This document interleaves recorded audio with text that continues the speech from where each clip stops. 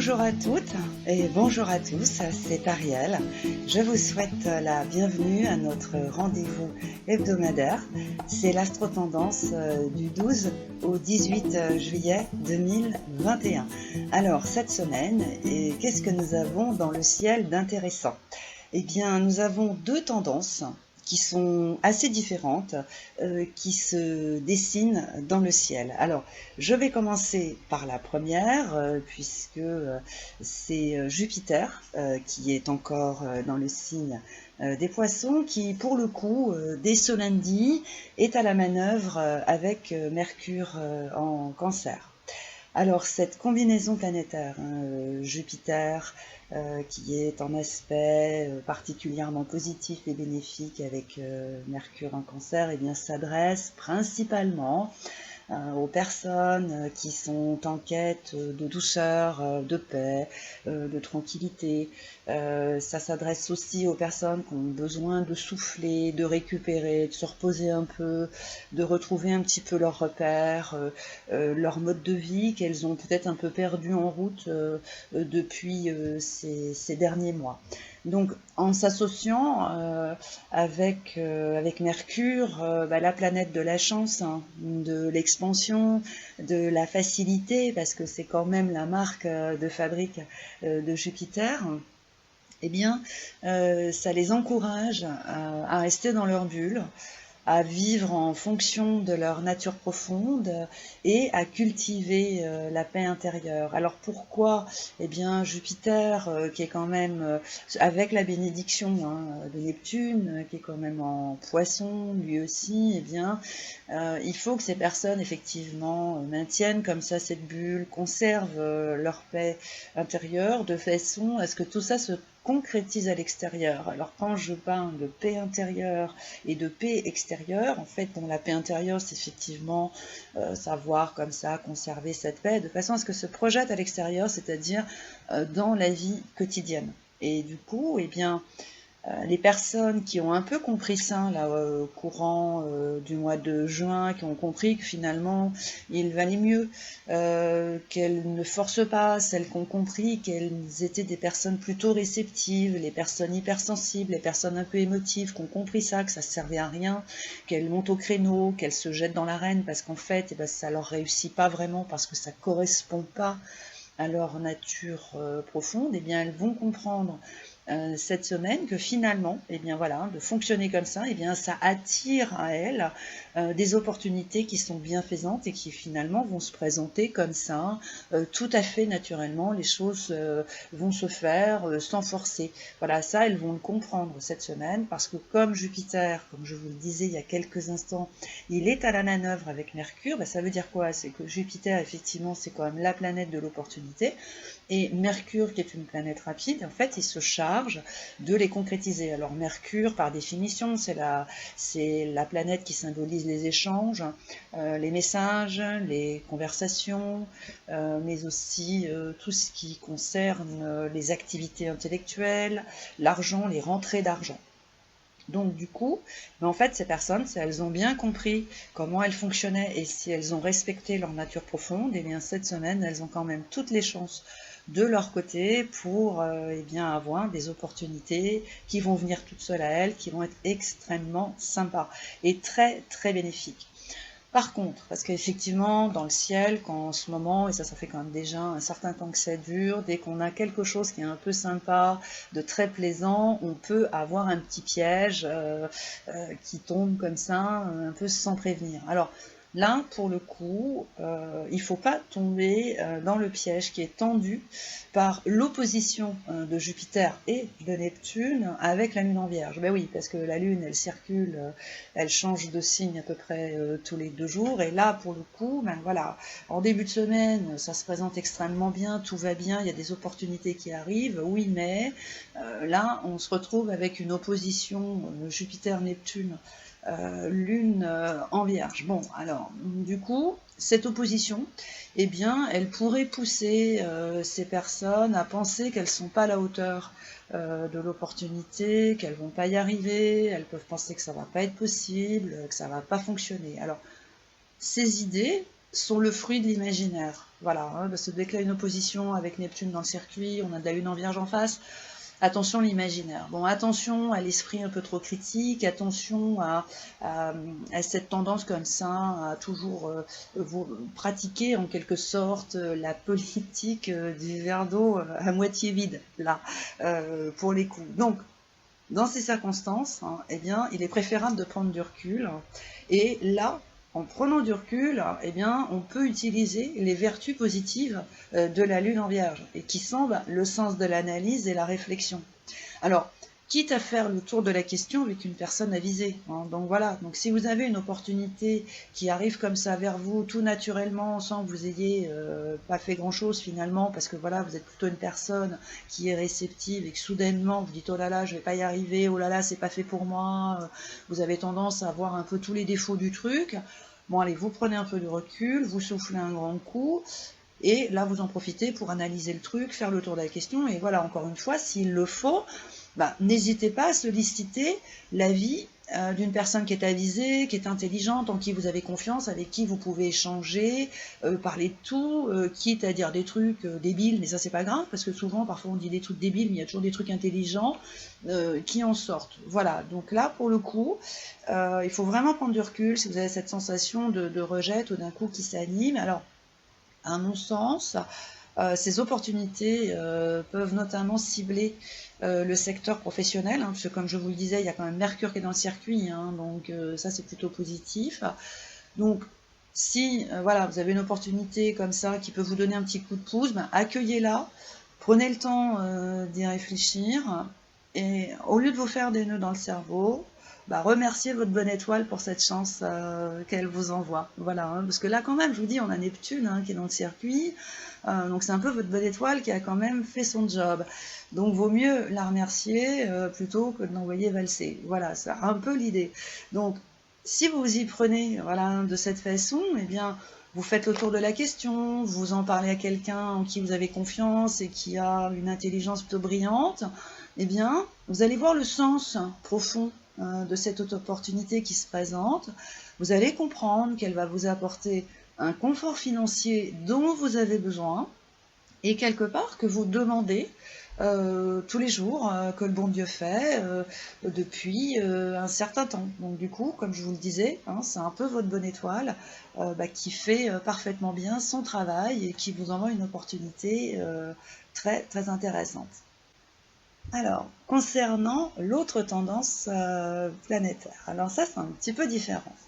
Alors, rappelez-vous, il y a 2 semaines, Mars en Lion a commencé un peu à mettre des tensions, à semer un peu la pagaille, à créer une espèce de climat de tension et d'exaspération. La semaine dernière, Vénus l'a rejoint.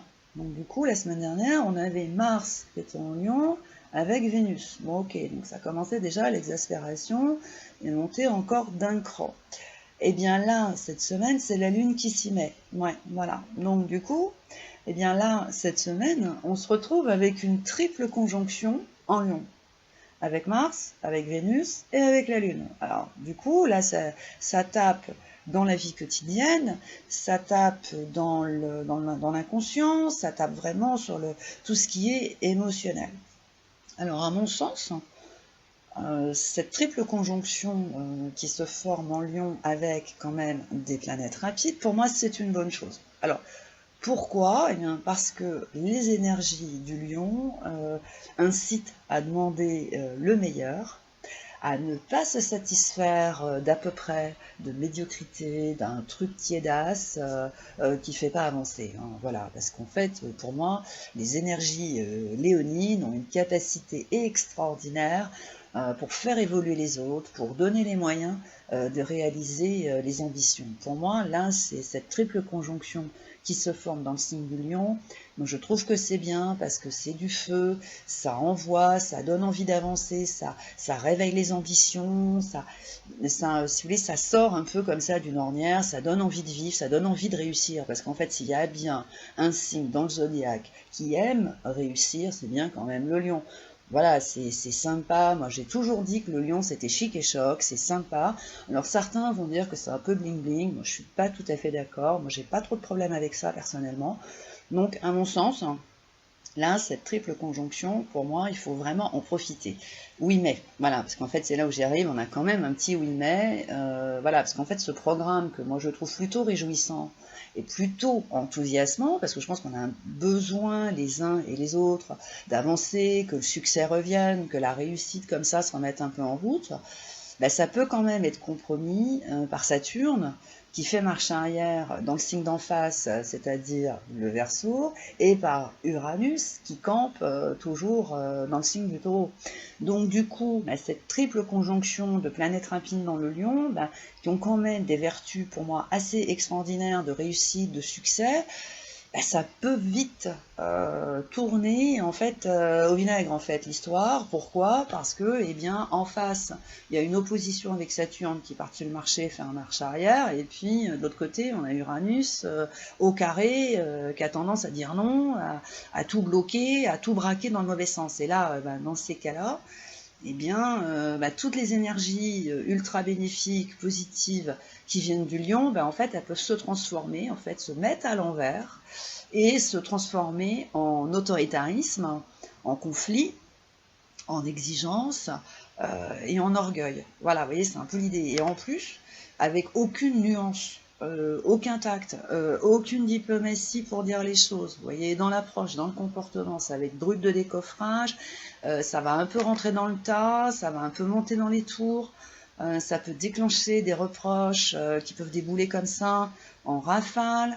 La sensation, encore une fois, que rien n'avance, peut encore déclencher de l'exaspération. Bon, voilà, vous voyez, parce que tout ça, en fait, il ne va pas y avoir de nuance. Voilà, vous voyez, cette triple conjonction, sur le fond, elle peut comme ça être dans le brut de décoffrage et heurter de plein fouet Saturne qui fait marche arrière en Verseau. Alors du coup, dans cette rétrogradation, par-dessus le marché, il ravive les mauvais souvenirs, les conflits, les déconvenus, les blocages, les contretemps qui se sont produits en janvier, en février, en mars, en avril et même un peu en mai. Donc vous voyez, ça nous en rajoute une couche. Donc du coup, ça donne de la légitimité à l'exaspération. Et de l'autre côté, on a Uranus qui a quand même tendance à tendre le truc, à s'arc-bouter et être en fait dans le c'est comme ça, c'est pas autrement, et hop, tout envoyer promener. Voilà. En fait, c'est un peu l'ego qui peut prendre le dessus avec tous les effets indésirables. Parce que c'est vrai que s'il y a bien un signe dans le zodiaque qui a tendance à avoir un peu d'ego, bah, c'est vrai que c'est un peu le lion. Ça, c'est quand même pas une légende. Bon. Bon, alors moi, vous me connaissez maintenant. Vous savez qu'avec moi, il n'y a pas de fatalité. On peut parfaitement éviter ça. On peut faire en sorte que effectivement, eh bien, cette triple conjonction Mars, Vénus, Lune en Lion cette semaine, eh bien, et ce potentiel extraordinaire, que ça se passe super bien et que ça apporte plein de trucs hyper sympas. Ça, c'est parfaitement possible. Alors encore, faut-il savoir ce qu'il faut faire. Alors, pour éviter tous ces désagréments, bah déjà dans un premier temps, et ça je vous en parle en ce moment toutes les semaines, il faut absolument soigner le relationnel. Là, il faut vraiment avoir le sens de la relation. Il faut dire les choses, oui, mais avec diplomatie. Là, on va s'inspirer un petit peu des énergies de la balance parce qu'on a, vous voyez, on a quand même après la lune qui circule dans le signe de la balance, donc on peut essayer quand même de s'en inspirer. Il faut pas tomber dans le piège du laxisme, c'est-à-dire du à quoi bon, ouais, de toute façon ça sert à rien, de toute façon c'est toujours pareil, ça changera jamais. Non, faut pas tomber là-dedans. Bon, voilà, la meilleure approche pour que cette triple conjonction en Lion soit productive et bénéfique. En fait, il faut avoir une certaine distance avec ce qui provoque cet agacement. Voilà, il faut faire preuve de sagesse. Et ça, j'ai commencé à vous en parler déjà la semaine dernière. Il faut lisser certaines idées, surtout celles qui ont tendance à être un peu trop rigides, qui ont tendance à s'arc-bouter, qui ont tendance à dire c'est comme ça, c'est pas autrement. Ça, il faut essayer un peu de le lisser. En fait, pour que cette triple conjonction dans le lion se passe extrêmement bien, il faut arriver dans l'idéal à mettre un peu de côté cette combinaison planétaire là, Uranus, carré, Saturne, parce qu'en fait ça vient de là. Et Uranus, c'est quand même une planète collective, donc c'est vrai que ça touche plein de gens. Saturne, c'est une planète collective et aussi individuelle, donc ça touche aussi plein de gens. Donc quelque part, il faut essayer de mettre ces tensions, cette espèce de lourdeur, parce qu'il y a un côté tension d'un côté et un côté lourd de l'autre, donc c'est vrai que c'est pas très très pratique. Donc il vaut mieux essayer de le mettre un peu de côté, et du coup extraire ces énergies du lion qui sont des planètes rapides, donc ça a vocation à animer quand même la vie quotidienne et surtout à l'embellir, et à les raccorder au nœud nord en Gémeaux, ça aussi je vous en parle régulièrement, et à Chiron en Bélier. Et là du coup, on a une harmonie intéressante puisque le lion s'entend super bien avec le Gémeaux et s'entend super bien avec le Bélier, enfin bref, tout le monde s'entend hyper bien, mais là encore une fois, on est dans une logique du quotidien. Ça va pas plus loin, là on parle pas spécialement d'évolution.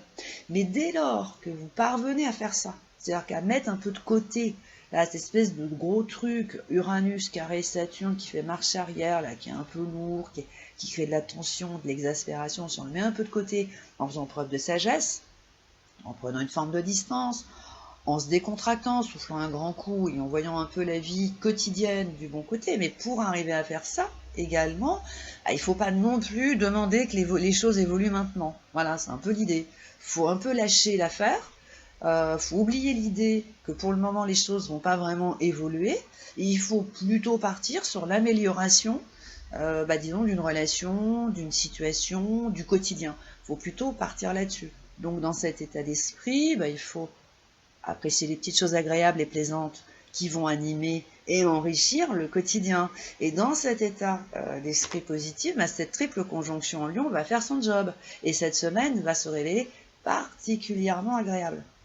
Alors, sur le coup, on peut se dire, ouais, ça va être un peu compliqué là quand même. Pourquoi? Parce que c'est vrai qu'il y a quand même une certaine accumulation de tensions émotionnelles depuis ces derniers mois. Et c'est ça aussi un peu qui peut faire que tout peut partir en vrille, en sucette, comme vous voulez, parce qu'on a la Lune dans le circuit. Et la Lune, c'est les émotions. Donc, toutes ces émotions qui ont été retenues là depuis ces derniers mois, c'est elles un peu qui peuvent quand même un peu faire tout bouillonner, parce qu'en fait elles bouillonnent et ça peut finir par déborder. Alors, je reviens toujours sur le phénomène qu'il faut utiliser les énergies du nœud nord, du Gémeaux, et les énergies de Chiron en Bélier, parce que Chiron en astrologie, c'est ce qu'on appelle le grand guérisseur. Bon, alors donc autant s'en servir, après tout, faut pas hésiter. Eh bien, il faut déjà, il ne faut pas s'attarder sur ce qui est énervant. Il faut se focaliser sur les qualités. Et il faut faire du sport. Alors ouais, je sais que ça peut vous étonner, mais c'est ça. Il faut faire du sport, il faut avoir plein de centres d'intérêt, il faut faire plein de trucs. Et dans cet état d'esprit, du coup, le temps va paraître déjà beaucoup moins long. Ça va faire des sujets de conversation. Ça, c'est aussi important. Et en plus, ça va quand même dégager toutes ces émotions là qui bouillonnent et qui peuvent, comme je vous le disais tout à l'heure, qui peuvent quand même carrément déborder. Voilà. Et ça, c'est un petit peu embêtant. Voilà. Donc voilà, vous faites du sport, allez faire du jogging, allez faire du vélo, faites ce que vous voulez, mais il faut éliminer comme ça là toutes ces émotions accumulées. Il faut les éliminer de manière à retrouver toute forme de discernement, de manière à ce qu'encore une fois, cette triple conjonction en Lion, qui est quand même hyper sympa, qui est quand même très très positive, du coup fasse bien son job et que vous passiez une semaine super géniale en fait. C'est quand même un peu l'idée. Voilà. Et n'oubliez pas que la durée et la régularité aussi d'une relation réside dans la qualité des échanges. On revient toujours un peu sur le Gémeaux, mais c'est quand même un peu ça. Faut que les échanges aussi soient de qualité. Donc pour ça, faut pas hésiter, faut être curieux, faut porter de l'intérêt à tout ce qui se passe autour de vous, faut ouvrir l'esprit à ce que vous ne connaissez pas. Faut faire les choses avec spontanéité. Et puis surtout, ne vous prenez pas la tête avec des trucs compliqués. Lâchez-vous, soyez vous-même, ça c'est hyper important. Et aussi, prenez les choses, les gens, leurs petites manies, leur mode de vie, qui vous agacent un peu, qui vous énervent, vous les prenez par la décontraction. Voilà. Prenez pas la tête avec ça, vous laissez couler, tout va bien, et là vous allez passer une super semaine. Voilà, les amis, c'était l'astro-tendance de la semaine. Si vous le souhaitez, vous pouvez me retrouver, ainsi que Bérénice, Paris, Rosie Fleury, Zélie et tous les autres membres de l'équipe de Dial Voyance qui se feront une joie de répondre à toutes vos questions au 08 90 37 04 70 pour le Diotel et au 01 84 07 04 48 pour la CB. Si vous le souhaitez, vous pouvez retrouver cette astro-tendance et d'autres articles sur mon blog www.lafiancéedesétoiles.com. Si ce n'est pas déjà fait, abonnez-vous à la chaîne, likez et partagez nos vidéos car ça nous apporte un grand soutien. Voilà, je vous dis à la semaine prochaine. Ciao, bye bye.